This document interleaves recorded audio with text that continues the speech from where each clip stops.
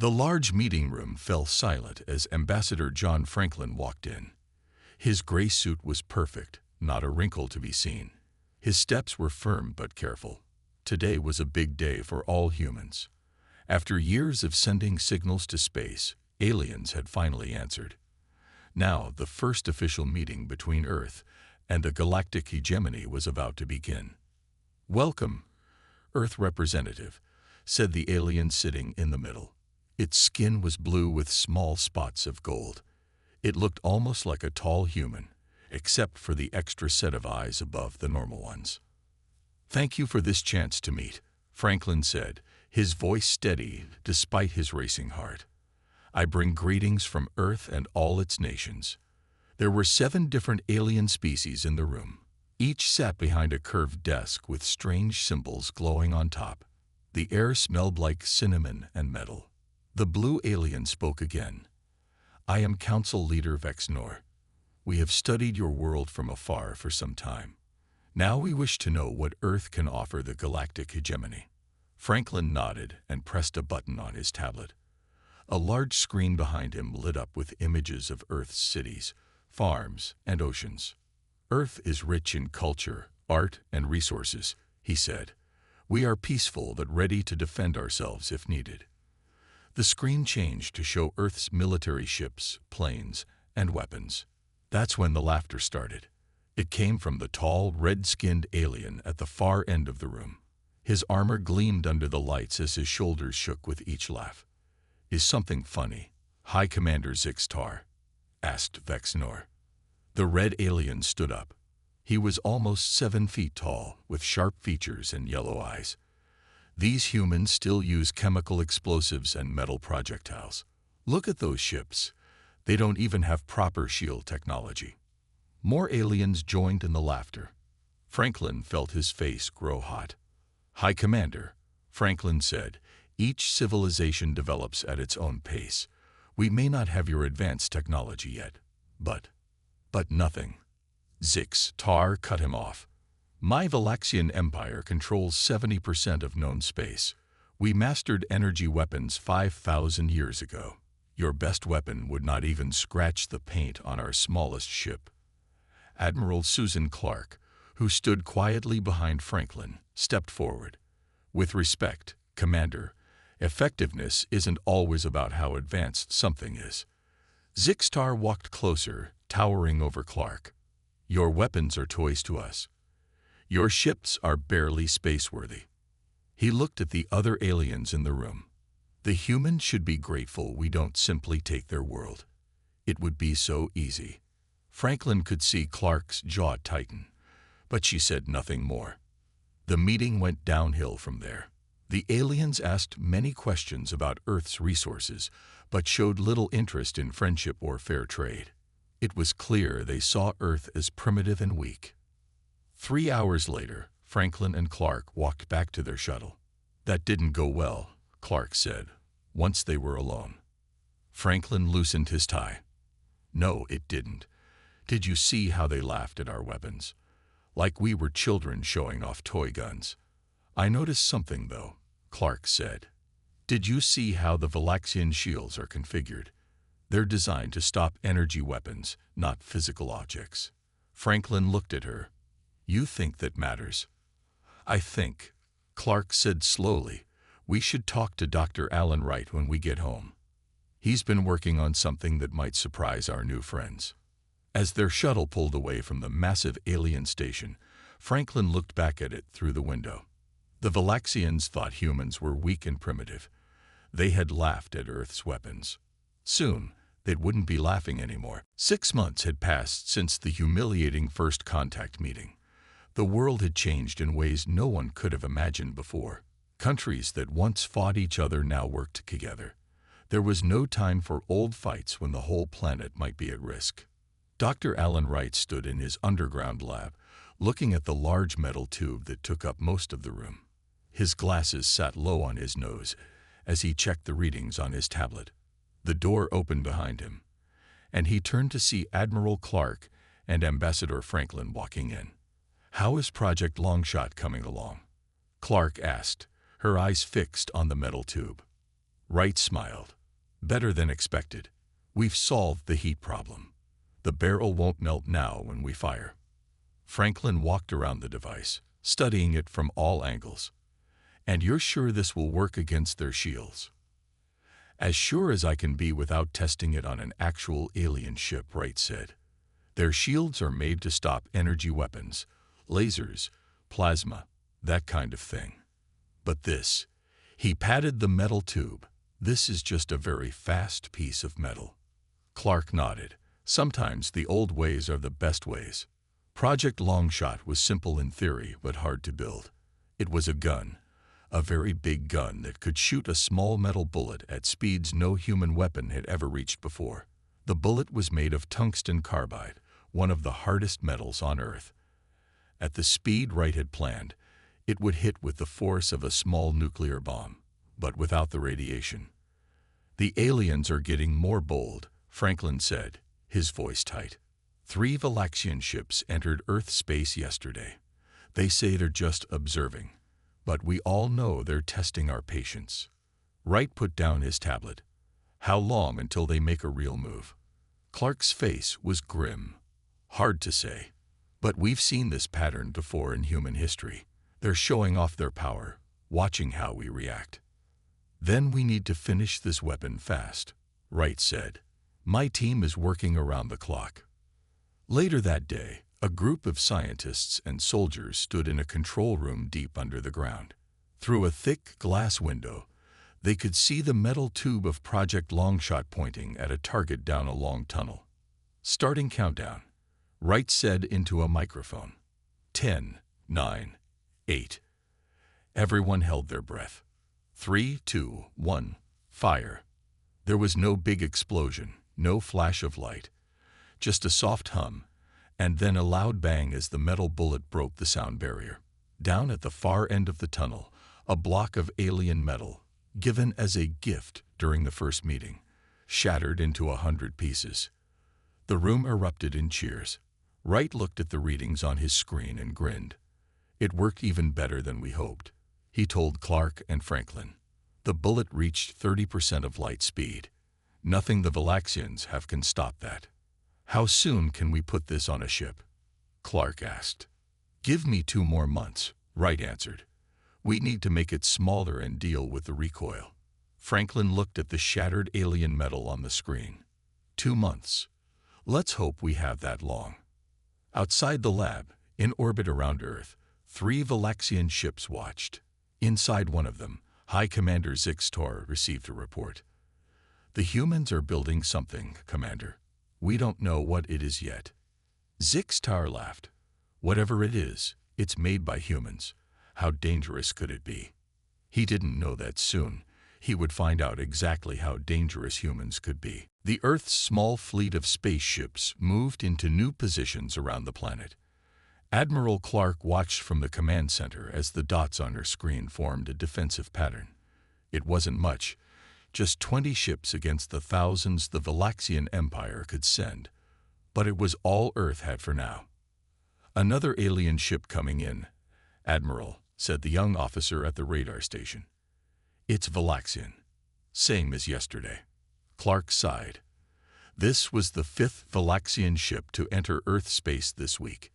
Each time they came closer to Earth than the time before. They were testing the waters, seeing how far they could push before humans pushed back.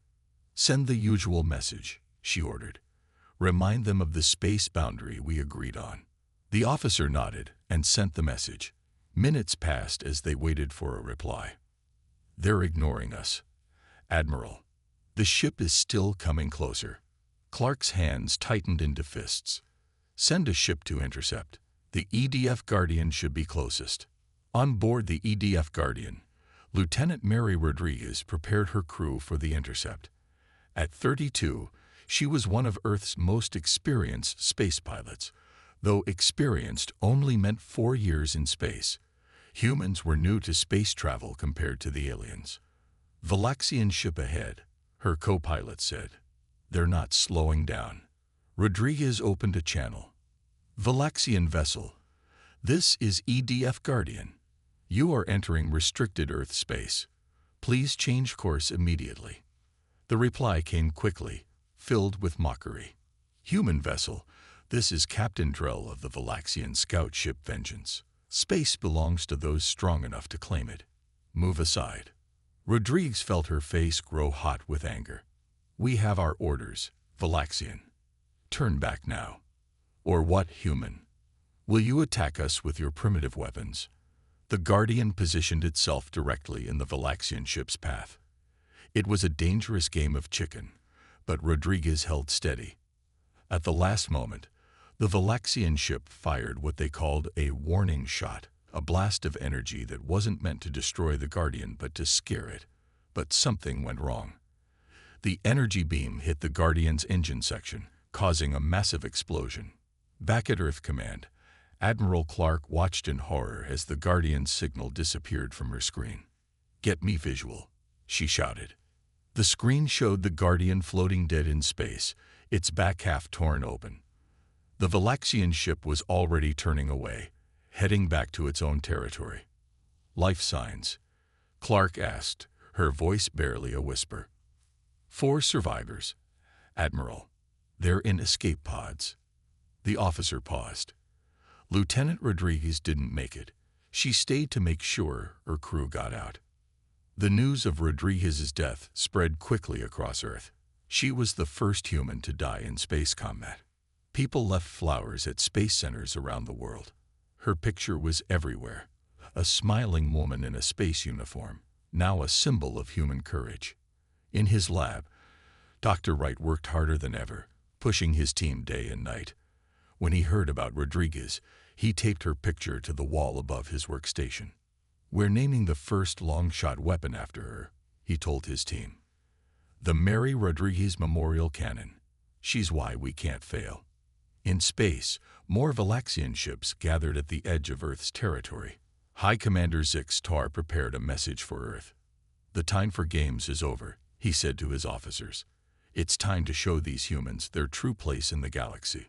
On Earth, as the final pieces of Project Longshot came together, humanity prepared for what might be its greatest challenge. The Valaxians thought humans were weak, but they were about to learn a painful lesson about underestimating their opponents. Ambassador Franklin stood before the emergency meeting of world leaders. The room was silent as the large screen behind him showed the message from High Commander Zix Tar. The red-skinned alien's face filled the screen, his yellow eyes seeming to stare at each person in the room. "People of Earth," Zix Tar's voice boomed. "Your actions have shown that you are not ready to join the galactic community as equals. The death of a Valaxian crew member due to your ship's aggressive maneuvers cannot be ignored." Franklin paused the message. "This is a lie," he said to the room. "They killed Lieutenant Rodriguez. We lost a ship. They didn't lose anyone." One of the world leaders stood up. "They're twisting the story to make us look like the bad guys." Franklin nodded and continued the message. "Therefore," Zix Tar continued, "the Valaxian Empire, with the support of the galactic hegemony, gives Earth this ultimatum. Dismantle your military space fleet and weapons systems within 30 Earth days. Accept Valaxian protection and guidance. If you refuse, we will be forced to take action to protect the peace of this sector." The message ended, and the room exploded with angry voices. "They want us to give up without a fight. This is just an excuse to take over Earth." Franklin raised his hands for quiet. "I've spoken with other members of the Hegemony Council. That won't help us. The Valaxians have done this before to other younger species. The Council always looks the other way." In another part of the same building, Admiral Clark met with Dr. Wright in a secure room. "Is Project Longshot ready?" she asked. Wright nodded. "The Mary Rodriguez Memorial Cannon is fully operational. We've installed it on the EDF Defiance, our newest ship. Captain William Hayes has been training his crew to use it for the past 2 weeks." Clark looked at the specs on her tablet. "1 shot. We get 1 shot to make this work."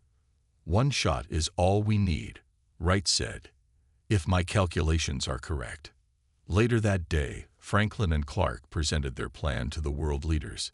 It was risky. Some called it crazy. But no one had a better idea. Instead of waiting for their deadline, Franklin explained, "We request an emergency session with the Hegemony Council and the Valaxian fleet. We tell them we want to demonstrate our compliance capabilities." "You think they'll fall for that?" one leader asked. "High Commander Zixtar is arrogant," Franklin said. "He'll want to watch us surrender. He'll bring his fleet to show off his power." Clark stepped forward. "And that's when we reveal Project Longshot." The plan was approved. Franklin sent the message to the Hegemony Council, carefully wording it to sound like Earth was giving in. As expected, Zixtar agreed to witness Earth's demonstration of compliance. 3 days later, Captain William Hayes stood on the bridge of the EDF Defiance.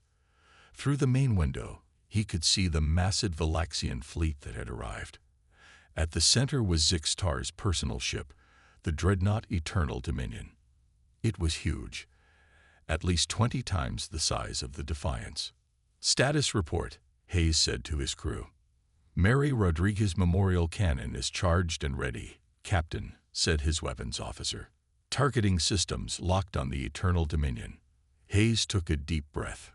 "Remember, people, we have one shot, one chance to show the galaxy that humans aren't to be mocked." On his screen, he could see Ambassador Franklin's shuttle heading toward the Hegemony Council's meeting ship. The plan was in motion. Soon, Earth would either win its freedom or face destruction. Either way, the galaxy was about to change forever. Ambassador Franklin stood in the grand meeting hall of the Hegemony Council ship. All around him, representatives from different alien species watched with curious eyes. At the center of the room, sitting on a raised platform, was High Commander Zixtar, looking pleased with himself. "Ambassador Franklin," Zixtar said, his voice echoing in the large space, "I am glad Earth has chosen the path of wisdom. Today, you will show the galaxy that humans know when to bow to their betters." Franklin kept his face calm, though inside he was boiling with anger. "We are ready for the demonstration, High Commander." On a large screen that covered one wall, they could see both fleets in space. The Valaxian ships were huge and shiny, their weapons visible and ready. The Earth ships looked small and weak in comparison. At the front of the Earth fleet was the EDF Defiance, its new weapon hidden inside its hull. "Before we begin," Franklin said, "I would like to thank the Council for allowing this meeting. What happens today will indeed be remembered throughout the galaxy." Council leader Vexnor nodded, his 4 eyes blinking. "Proceed with your demonstration, Ambassador." Franklin tapped his communicator. "Captain Hayes, we are ready to begin." On the bridge of the Defiance, Captain William Hayes received the message. His hands were steady as he gave the order. "Open the forward bay doors. Prepare the Mary Rodriguez Memorial Cannon for firing." Outside, a section of the Defiance's hull slid open, revealing a large barrel. The Valaxians watched with amusement. "What is that primitive device?" one Valaxian officer asked, laughing. "It looks like an ancient cannon." On the council ship, Zixtar leaned forward. "What game are they playing? That can't be a serious weapon." Franklin stood tall. "High Commander, you once laughed at our weapons. Today, we will fire just one shot, one single projectile from our primitive technology." Zixtar waved his hand. "Fire your little toy, human. My shit shields can withstand the strongest energy weapons in the galaxy. Your metal bullet will not even register on our sensors." Franklin nodded to the screen. "Captain Hayes, you may fire when ready." On the Defiance, Hayes gave the command. Target locked on the Eternal Dominion's command section. Fire the Rodriguez cannon. The weapon made almost no sound in space, but everyone watching saw a brief flash from the barrel. Then, nothing seemed to happen. For 3 long seconds, space was quiet. Then, a small part of the massive Eternal Dominion erupted in a shower of metal and light. It wasn't a big explosion, just one small section of the huge ship damaged. But that section happened to be directly where Zixtar's private quarters were located. On the council ship, alarms blared. Zixtar's face showed shock as reports came in. "Impossible," he shouted. "They hit my personal quarters. They destroyed my shield generator. Nothing can penetrate our shields." The council members looked at each other in disbelief. What they had just witnessed should not have been possible with human technology. Franklin stepped forward. "High Commander, that was a tungsten carbide projectile, accelerated to 40% of light speed. A simple metal bullet, as you called it. We aimed precisely at your quarters to show that we could have targeted you personally, but chose not to." The room fell silent. Every alien was staring at Franklin now. "Your shields," Franklin continued, "are designed to stop energy weapons, but you've forgotten the physics of simple kinetic impacts. While you advanced beyond such primitive weapons, you also stopped defending against them." Zixtar's yellow eyes narrowed. "One lucky shot proves nothing." Franklin smiled for the first time that day. "Then perhaps you'd like us to demonstrate again. Captain Hayes has 5 more rounds ready to fire. Where would you like the next one to hit?" The Valaxian commander said nothing, but his silence spoke volumes. The humans had found a way to hurt the unbeatable Valaxian Empire, and the entire galaxy had just witnessed it. The next few hours were tense. On the Hegemony Council ship, leaders from all major galactic powers gathered in a private chamber to discuss what had just happened. Ambassador Franklin and Admiral Clark represented Earth, sitting at one end of a large round table. At the other end, High Commander Zixtar sat with his advisors, his yellow eyes rarely blinking as he stared at the humans. "This changes nothing," Zixtar finally said. "One weakness in our shields does not make humans our equals." Council leader Vexnor raised his hand for silence. "It changes everything, Commander. For 300 years, the Valaxian Empire has claimed its defense systems were perfect. Today, humans prove that claim false." Franklin placed a small device on the table. It projected a hologram showing the path of the projectile through the Eternal Dominion shields. "We call it the long-shot system," he explained. "The concept is simple. Sometimes the oldest ideas work best. While the galaxy focused on energy weapons and energy shields, we took a different path." Clark spoke next. "Every Earth ship can be fitted with a long-shot cannon within months. Each can fire 6 times before needing to reload." The room fell silent as the aliens considered this information. A small green-skinned alien at the far end of the table finally spoke. "The Krith Collective has suffered under Valaxian protection for 2 centuries, she said. "We would be interested in this technology." Zixtar slammed his fist on the table. "Selling weapons to Valaxian protectorates is forbidden." "Perhaps," Franklin said calmly, "it is time for those rules to change." Back on the EDF Defiance, Captain Hayes and his crew watched the meeting through a secure video feed. The tension was clear even through the screen. "You think they'll back down?" his first officer asked. Hayes nodded slowly.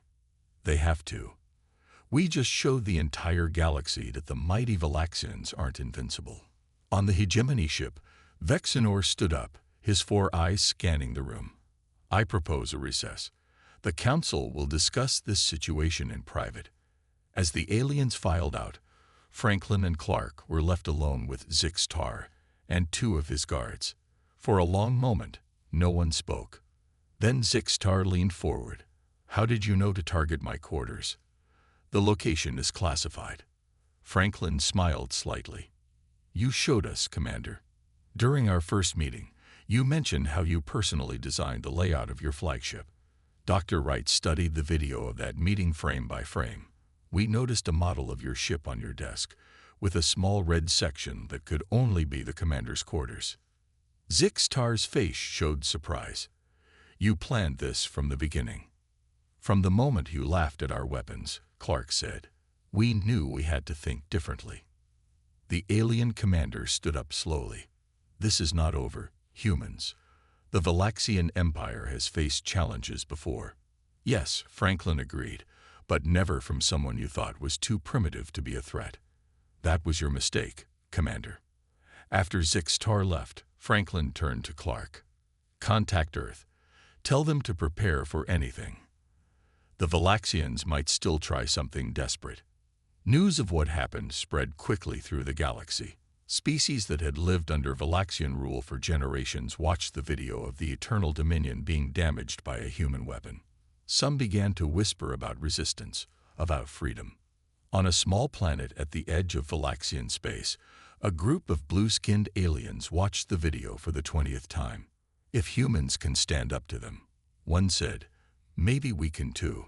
In just one day, with just one shot, everything had changed. The balance of power that had held for centuries was starting to shift, and it all began because the Valaxians had made one simple mistake. They had laughed at human weapons. 1 month after the demonstration, Earth was a different place. Ships from a dozen alien worlds orbited the planet, their representatives eager to meet with human leaders. The Hegemony Council had officially recognized Earth as a sovereign power, and the Valaxian ultimatum was withdrawn completely. Ambassador Franklin stood at the window of his new office in the International Space Center, watching shuttles come and go. Admiral Clark entered the room, carrying a tablet. The Krith Collective signed the trade agreement this morning, she said. That makes 5 new alliances in the past week. Franklin nodded. And what about the Valaxians? Quiet for now. Our scouts report they've pulled back to their core systems. It seems they're busy updating their shield technology. A young aide knocked on the door. Sir, Dr. Wright is here for the ceremony. They walked together to a large hall filled with people. At the center was a monument, a statue of Lieutenant Mary Rodriguez in her uniform, looking up at the stars. Dr. Wright stood nearby, talking with Captain Hayes, who now wore the insignia of Earth's First Fleet Admiral. The ceremony was simple but powerful. Rodriguez's family unveiled the statue as Franklin gave a speech about courage and innovation. After the main event, the key people gathered in a small room to talk privately. The long-shot weapons have been installed on 15 Earth ships now, Wright said, and we're training crews from the Krith and Belveri worlds to build their own. Hayes nodded. My fleet will escort the first diplomatic mission to the outer systems next week. The smaller species there are eager to meet us.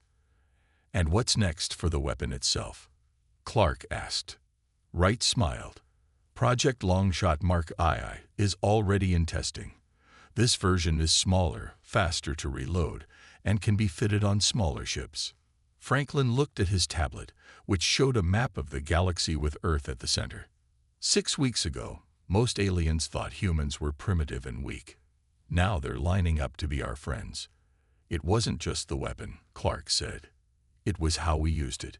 We could have hit their main reactor, destroyed the whole ship. Instead, we made a point without causing mass casualties. That impressed the Council as much as the technology did. As they talked, a message came in on Franklin's tablet. He read it and looked up, surprised. High Commander Zix Tar is requesting a private meeting. He says he comes with a personal message, not as a representative of the Empire. The others looked at each other, unsure. Could be a trap, Hayes said. I don't think so, Franklin replied. The message says he's coming alone in an unarmed shuttle. I think he's genuinely rattled. The next day, Franklin met with Zix Tar in a secure room. The once proud Valaxian looked different, less arrogant, more thoughtful. Ambassador, he said, his voice quieter than before, my empire has ruled through fear and power for too long. What you showed us, it made me think about many things. Franklin waited, saying nothing. Other species will rise up now. They've seen that we can be hurt. There will be chaos, maybe war. Unless, Franklin asked, unless we change. Unless the Empire learns to trade fairly, to protect without controlling. Zix Tar looked directly at Franklin. I want to learn from humans, how you united your world so quickly, how you found strength in your differences. Franklin considered this for a long moment. It won't be easy. Your people have been the bullies of the galaxy for centuries. Yes, Zix Tar agreed, but perhaps it is time for a new way. As the sun set over Earth that evening, Franklin stood again at his window. The stars were coming out, each one possibly home to beings who, just weeks ago, had never heard of humans. Now, the galaxy was watching Earth, waiting to see what humans would do next. One shot had changed everything. One moment of human ingenuity had shifted the balance of power across thousands of worlds. And this was just the beginning.